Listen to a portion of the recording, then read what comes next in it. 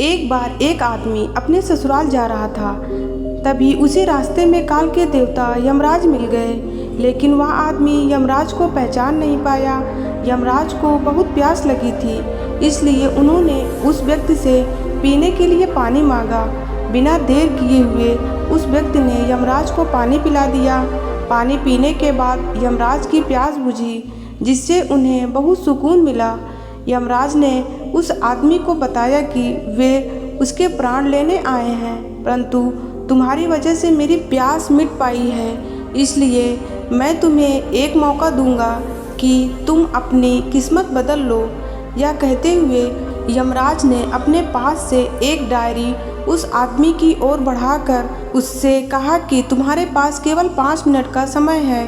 इस दौरान तुम अपनी मनचाही इच्छा इस डायरी में लिखकर अपने भाग्य को बदल सकते हो और अपने जीवन के साथ साथ और भी कई वरदान पा सकते हो। इस डायरी में तुम जो भी लिखोगे तुम्हारे साथ वही होगा, लेकिन ध्यान रहे कि तुम्हारे पास ऐसा करने के लिए केवल 5 मिनट है। उस व्यक्ति ने डायरी खोल कर देखा तो उसने देखा कि पहले पेज पर लिखा था कि उसके पड़ोसी की लॉटरी निकलने वाली है और वह करोड़पति बनने वाला है। उसने वहां तुरंत लिख दिया कि उसके पड़ोसी की लॉटरी न निकले। अगले पेज पर लिखा था कि उसका एक दोस्त चुनाव जीतकर मंत्री बनने वाला है।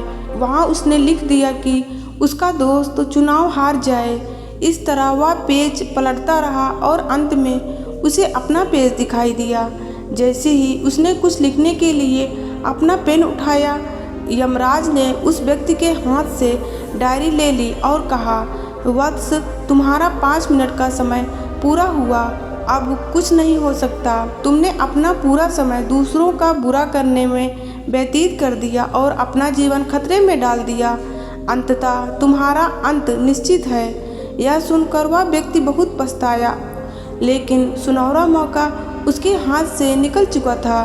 दोस्तों, यदि ईश्वर ने आपको कोई शक्ति प्रदान की है तो कभी किसी का बुरा ना सोचें और ना ही बुरा करें। दूसरों का भला करने वाला सदा सुखी रहता है और ईश्वर की कृपा सदा उस पर बनी रहती है। आइए दूसरी कहानी सुनते हैं। इस कहानी में आपको वो सब कुछ जानने को मिलेगा जो आप जानना चाहते हैं, जो बनना चाहते हैं, जो कमाना चाहते हैं। इसलिए इस कहानी को बहुत ध्यान से सुनिएगा।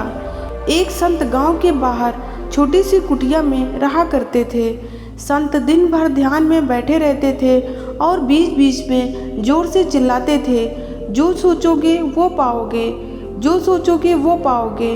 गांव के लोग उस कुटिया के सामने से गुजरते और संत की ये बात सुनते थे। सभी सोचते थे कि संत पागल है, इसलिए चिल्लाते रहता है। गांव में एक नया व्यक्ति आया। जब वह संत की कुटिया की ओर गया तो उसने भी सुना, जो चाहोगे वो पाओगे। ये बात सुनकर वह कुटिया में पहुंच गया। उसने देखा कि एक संत ध्यान में बैठे हुए हैं। वह व्यक्ति वहीं बैठ गया। थोड़ी थोड़ी देर में संत यही बात बोल रहे थे, जो चाहोगे वो पाओगे। जब संत ने आंखें खोली तो सामने बैठे व्यक्ति ने उन्हें प्रणाम किया। व्यक्ति ने बोला कि गुरुदेव, मैं बहुत गरीब हूँ। आप जो बोल रहे हैं, क्या उससे मेरी गरीबी दूर हो सकती है? क्या मुझे धन मिल सकता है? संत ने कहा कि अगर मेरी बातें अपने जीवन में उतार लोगे तो ये बात सच हो सकती है। मैं तुम्हें एक हीरा और एक मोती दूंगा।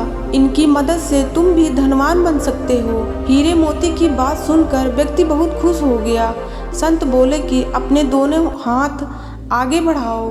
व्यक्ति ने दोनों हाथ आगे बढ़ा दिया। संत ने एक हाथ में अपना समय रखा और बोले कि ये एक हीरा है, इसे कहते हैं समय। ये दुनिया में सबसे अनमोल है। किसी भी स्थिति में इसे हाथ से निकलने मत देना। इसे अपनी मुट्ठी में जकड़ लो। अब संत ने दूसरे हाथ पर अपना हाथ रखते हुए कहा कि ये एक मोती है, इसका नाम है धैर्य। जीवन में जब भी बुरा समय आए तो धैर्य नाम के इस मोती को धारण कर लेना। जब तक ये मोती तुम्हारे पास रहेगा, तुम्हारे जीवन में दुख नहीं आएगा।